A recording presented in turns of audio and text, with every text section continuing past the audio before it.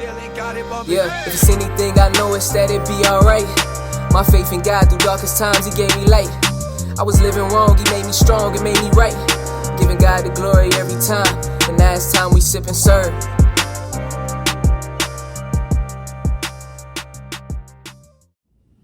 Hey guys, welcome back to Sip and Serve. It has been a little bit of a minute, and I know I say this literally every single time, but I promise today we actually are doing something a little bit different today. I'm going to be talking to you about a challenge that I recently underwent, but before we get into that, make sure you have everything you need. You have something you're sipping on. As you saw in that previous clip, I'm sipping on coconut water. Go ahead and get your pencils, your notebooks, if you want to take notes on anything I tell you about, any of the recipes we're going to be talking about, or just general things that I learned that we'll be talking about during this video. So go ahead and get ready and let's get into the video. Okay, so the first thing you might be wondering is, my good sis, what's the chicken challenge? How come I ain't heard of this? We losing weight? We getting a mentality change? Like there's shifts happening? Yes, my good sisters and brothers. We did the chicken challenge. So if you don't know about that, basically you eat pretty much chicken only for a minimum of 5 days, up to however long you want to do it. It could be a lifestyle change for you, but you'll probably get tired of it. You might want to incorporate other things, but okay, so for the first 2 days, and this is really important, you're for sure eating chicken only, and you don't want this chicken to be seasoned. Not with any salt, not with any fresh garlic, not with any squeeze of lemon, nothing, just because that helps really your brain. It's more of a mentality thing, not crave other things. The way I was told, I mean, if you even do a little bit of salt, you're more likely to crave saltier things to really get that fix to satisfy you in the way that you think that sprinkle of salt will. Because let me let you know, when day 3 came around, I did it and it didn't give what it was supposed to have gave, okay? So it's better to just stick to the challenge rules, stick to the layout, and just do it for what it's worth so you can really get the most out of it.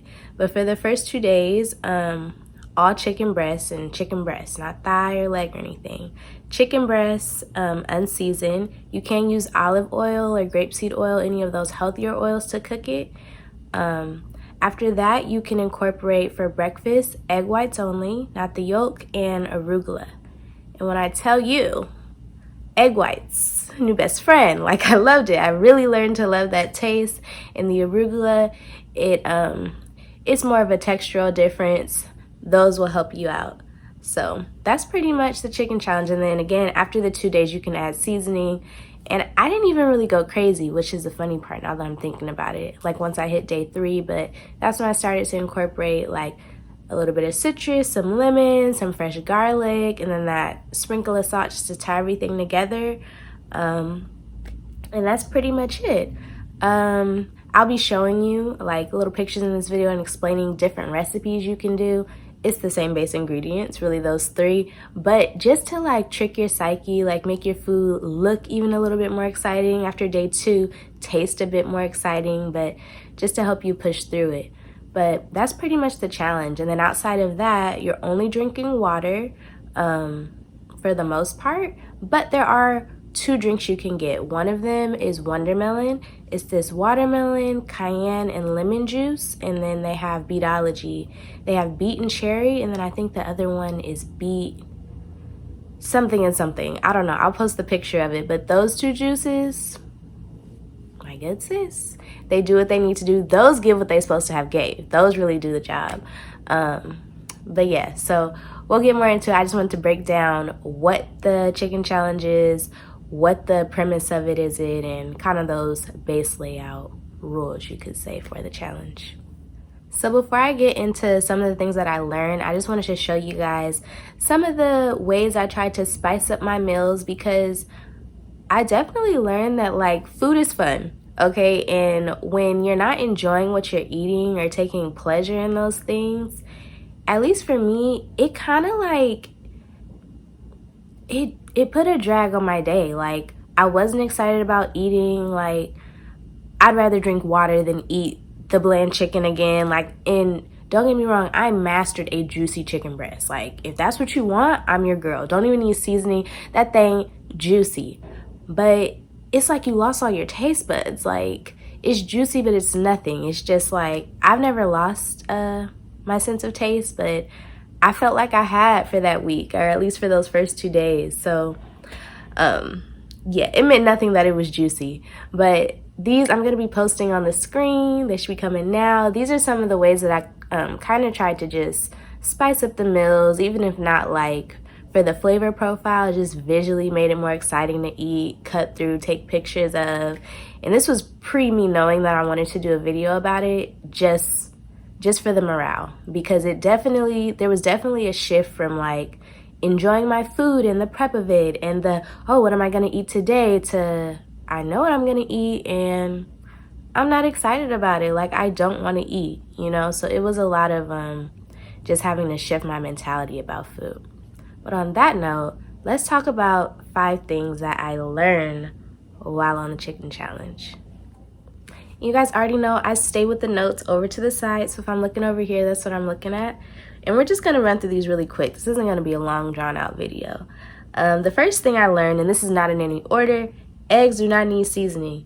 They have their own salty-ish, not really, but ish, buttery-esque flavor that really helps any meal. So if you're ever in any challenge, chicken challenge or not, and you can add eggs to it, that egg white does what it needs to do. Like, it really elevates any meal. One specifically that like was my favorite while I was doing this challenge for breakfast was a chicken and egg white scramble. Did it. Like, that egg just, it was the texture too, but it has its own flavor. Pause this video, go make an egg white only. Don't add anything, not even the olive oil. Don't add if you have a nonstick pan. Cook it up. I'm telling you, you're going to taste that flavor. That's what carried me through this challenge, for breakfast at least. So that's the first thing I learned. Like, in life, I don't think I need to season my eggs. Will I? Yes. Do I need to? No. The second thing I learned was so much of our day revolves around food. Like, what to cook, shopping for it, meal prepping for it, storing it, recovering from it. I have itis, my stomach hurts, did I get food poisoning? Like, just life revolves around food sometimes, it can feel like. And definitely during that week, I realized like, when you don't have to think about what you're eating, how you're gonna make it, recovering from it, like, there's so much time left in the day. So yeah, that just became really apparent to me. I didn't have time lost from planning or recovering from food. There was just a lot of time and clarity in my mind gained from not revolving my day around it.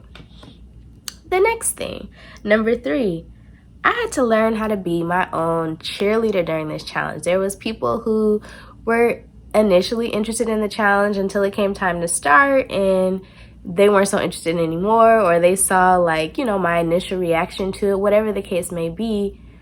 I had to cheer myself on. My mom, she ended up starting the second day with me, but that first day, she was eating fried chicken, the whole soul food platter you have in your mind, just what you would want to eat, what will really be given.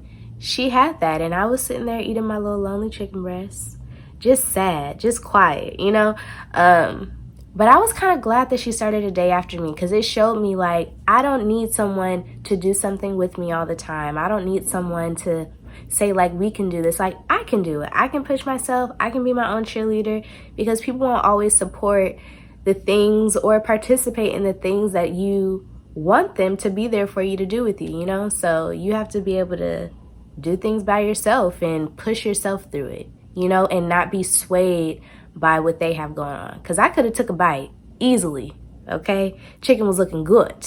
I'd had it the day before, so I knew it tasted good. But, you know, how disciplined are you going to be to get that delayed gratification and to tell yourself, no, one bite will hurt. This will affect something. This will shift the focus. All right, so moving on to number 4. Of things I learned, we live in a country where excess is the norm, whether that's property, jewels, clothes, you name it, food. We're just used to being in abundance, and there's many places where their day-to-day looks like what my 1 week looked like. Food is fuel for them. There isn't a lot of options. There isn't a lot of gratification in that way. So in another way, it was just a reminder to be grateful and humble that this is a challenge and it's not my everyday. It's not something I have to live with. It's something I'm choosing to do. So there's definitely gratitude there. And the last thing I learned, number 5, is that I can do anything I put my mind to.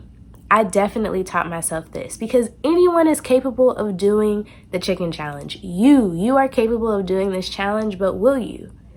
You know, the difference between me and someone who didn't is the action. It's the do. So I just proved to myself that it's all mind over matter, because day 1.5, I was like, yeah, I don't know if I can do this.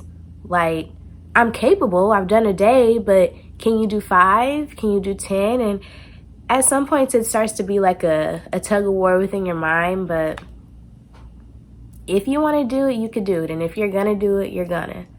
So that's pretty much what I learned.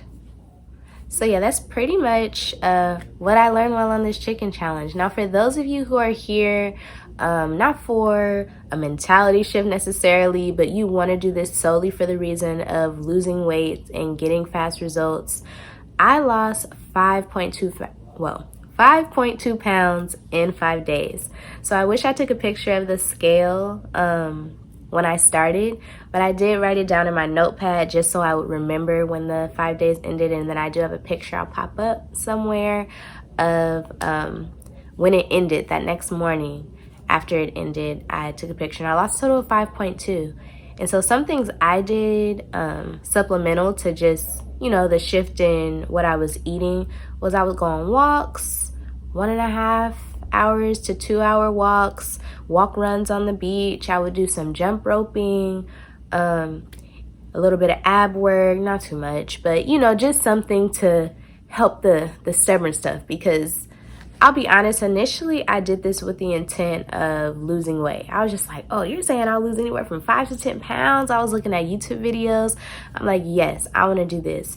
But then probably around the 2-3 day mark, talking to a family friend, I realized it was just much bigger than that. Like, and that's what prompted me to write down as I was going along the things that I learned, because it's more than losing weight. It's recognizing the excess, the gluttony, you know, just all of it. So yeah, if you are interested in doing this to lose weight, those are my results. I did lose 5.2 pounds, but I guarantee you'll come out of this with so much more. So if you're interested in this challenge at all, definitely, you know, get active in the comments. If you've done this challenge before, tell me some of the recipes that you did, any recipes I posted that might look, not even recipes, pictures I posted that might look good to you. Maybe you want to try out, and let's chat down there. So that's it. Thank you guys for coming, and I will see you hopefully sooner than last time. I'll see you soon. Bye, guys. And now it's time we sip and serve.